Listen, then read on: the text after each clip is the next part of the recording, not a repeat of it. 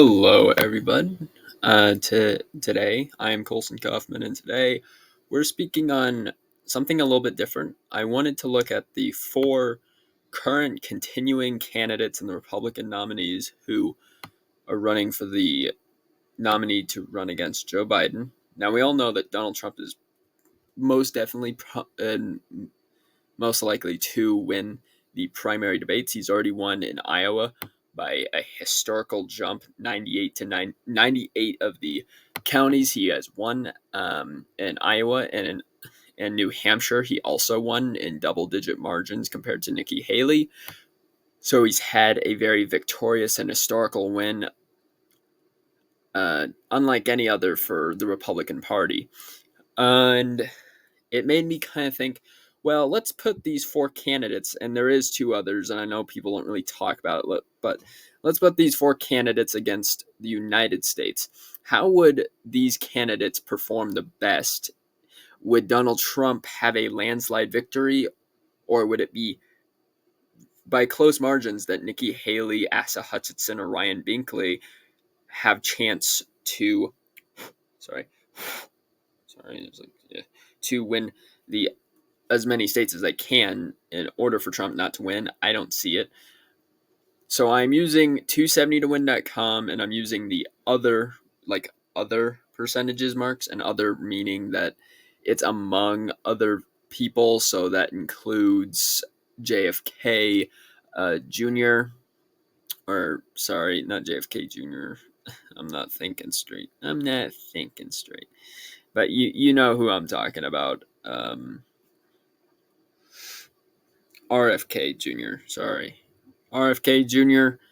And it also includes Asa Hutchinson and Ryan Binkley. Now, you probably don't know who Ryan Binkley is or Asa Hutchinson, and chances are it's not like it's important because they're not winning by any margins. In fact, Asa Hutchinson lost against I can't remember his name for some reason. I know he lost against Vivek. Vivek had a strong role. DeSantis had a strong role, and they both pushed themselves out. But it was the New Jersey governor. So like Asa Hutchinson, he lost against Chris Christie. So did Ryan Binkley. Both of them could not succeed even high enough, even in the Iowa caucus where he dropped out, and still Asa Hutchinson and Ryan Binkley could not succeed to win anything in Ohio, not even by population, nor by county, nor by city, or anything. So you probably don't know him, but Asa Hutchinson was a governor. So Asa Hutchinson is the current governor of Arkansas, which is probably why he's not very recognizable. Also, being that I think he went to one debate and never came back. So he's also not strong because of that. Another person that only went to one debate and never came back was Ryan Binkley. He preferences himself as a politician, but his background knowledge is being a religious figure. So he's more of a priest. He's more of a spokesman for the church more than he is for politics. So he's also not very known. But Nikki Haley is, and this is going to really slightly come down to morally Nikki Haley and Donald Trump. And I'm going to start with Donald Trump. There's some obvious ones he's going to win, and that includes most of the West here. I almost have a guarantee that the West will be acquired by Mr. Trump. And I'm going to stop right there. And then Nikki Haley, her home state is South Carolina. I'm going off the fact that it is her home state. I'm not saying that she will win North Carolina, saying if there was the general election per se. But because it's her home state, she does hope in having a better chance. Not saying that she will have a better chance, but in hope that she will. And she's not going to get enough support even in South Carolina. I'm just saying that because it's her home state that she will. And the reason she's not going to get support is because many of her supporters are actually Democrats, failing Democrats, I should say. The supporters that she has that have voted for her, even in the New Hampshire caucus, were mostly Democratic and still failed. So she's not going to get support in the South, where Democrats, besides Georgia and bits of Florida, are there, but not enough to flip states by any Democratic margin. But in the hopes that because she's born there, I'm going to just assume at this moment and put a prediction that she'll have South Carolina. Now, in Nevada, we saw that Trump won. I'm going to put it as a safe to tell kind of thing. Safe to say state. And also in Iowa, I also safe to say I would almost pretty much put it at guaranteed win after the caucus, where he won 98 out of 99 of the counties in the entire vote, which is huge margins. I think he only lost one county by one singular vote, which is also kind of a surprise, but not like it's gonna penalize him by any means.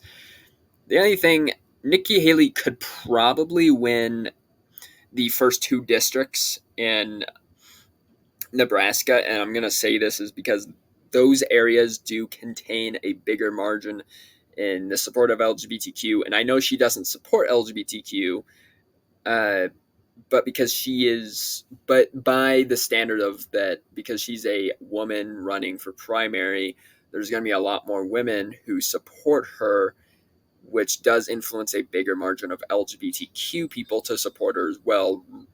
You know, whatever the fact is, that if she does support or not, she's still going to have a following by that community, unlike anyone else here. So she could win those first two districts. I'm not saying she will.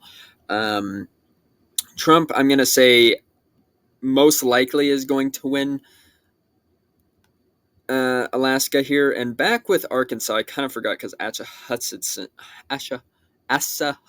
is there. I'm going to put him actually for that. Like, I don't guarantee it, but I'm going off the fact that because it's their like home state or governed state, they might be able to succeed there. This isn't the case that there is no Democrats. It's just among the whole map and the general election among Republican primary campaigners at this moment. And Ryan, so based off of what I just searched, Ryan Binkley is from Georgia, and I'm also going to say that based off assumption, just because he's born there, he would probably have a good chance at winning there. Not guaranteed that he will, because he was only at one debate, and I mean only one debate. And the things he talked about, he really skipped a lot of questions on what would you do in the case of the Ukrainian war. This is before the Israel war.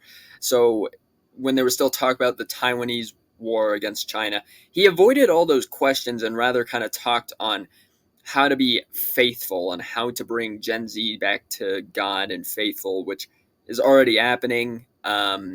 So his points and his acknowledgments on the religion and how it has to be run was already being done. So he was kind of worthless of being there. His political points, though, are not strong enough, though, to beat any of these contestants.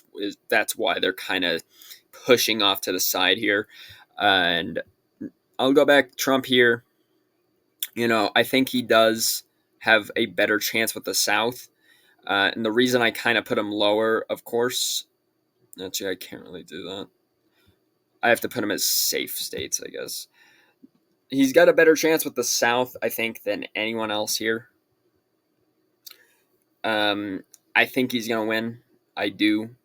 Even if it was a general election among Republican primary campaigners, he would still, I think, win in an absolute landslide. I actually just saw a couple minutes ago, Trump boosted up 2 percentage points in New York, and New York is no longer following Joe Biden by double digits, which is a huge surprise because the last time New York was a Republican state was in the 1988 election, if I'm correct, which was a long time ago, and it hasn't been Republican since then, thanks to George H.W. Bush. The Bushes were not the brightest of people in the Republican Party,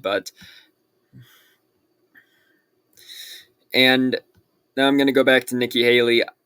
I think in terms of her getting support from women voters and from some LGBTQ voters and younger voters, she does kind of carry a sense of that. And also, most of her followers are Democratic, so she does have a big lead, which is why I'm going to put her in California and also most of the eastern states, including the 1st District of Maine.